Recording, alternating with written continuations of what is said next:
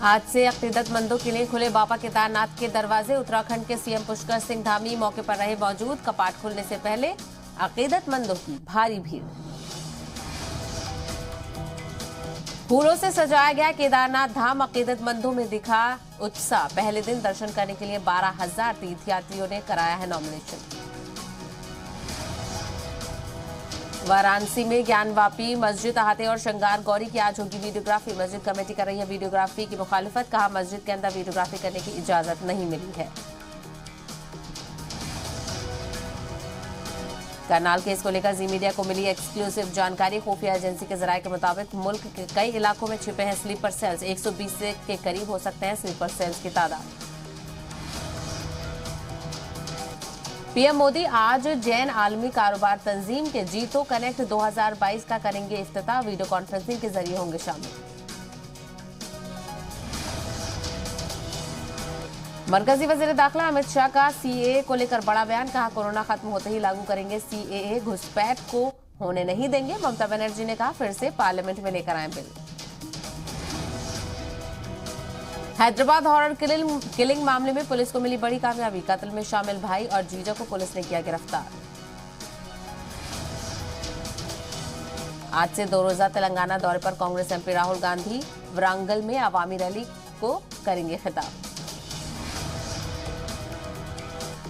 रूस यूक्रेन जंग को लेकर बोले वजीर दिफा राजनाथ सिंह। कहा, जंग से सीखने की जरूरत। हमें सोचना होगा कि क्या बदलते वारफेयर के लिए हम पूरी तरह से तैयार।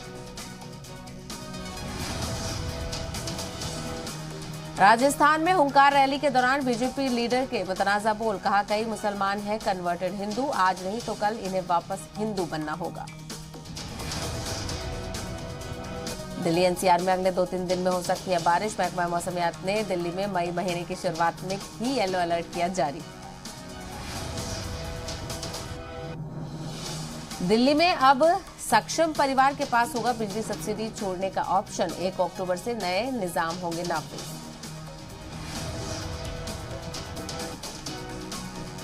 दिल्ली की भलसुआ लैंडफिल साइट पर 10 दिन से सुलग रही है आग। धुएं से आसपास के लोगों का जीना दुश्वार। अब तक नहीं बुझाई जा सकी है आग।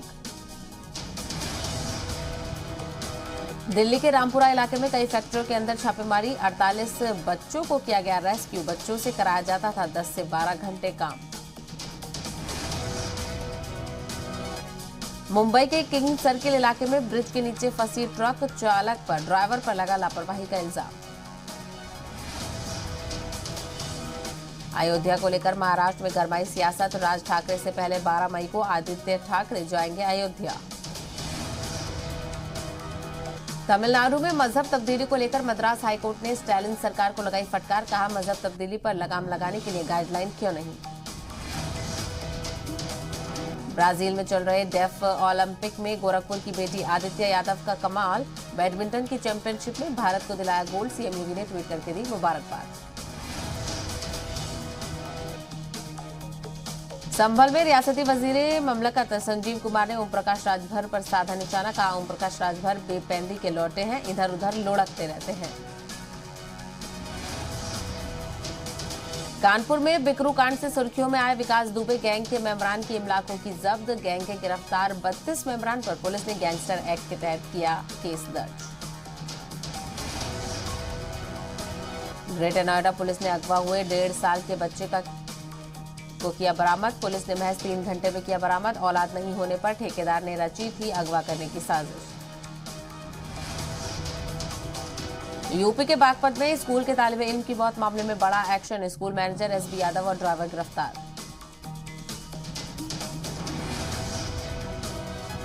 अलीगढ़ में बाइक सवार बदमाशों ने लूट की वारदात को दिया अंजाम। बीच बचाव करने आए जेल कर्मी को मारी गोली। सीसीटीवी कैमरे में वारदात कैद।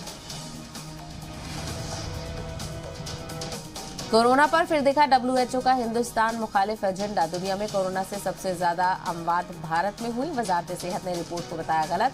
सुरजेवाला ने किया ट्वीट, मौत पर भी झूठ बोलने वाली सरकार। रूस यूक्रेन जंग आज 72वां दिन। मारियोपोल और खार्किव में जंग जारी। फ्रांस ने यूक्रेन को $300 मिलियन की माली मदद देने का किया वादा।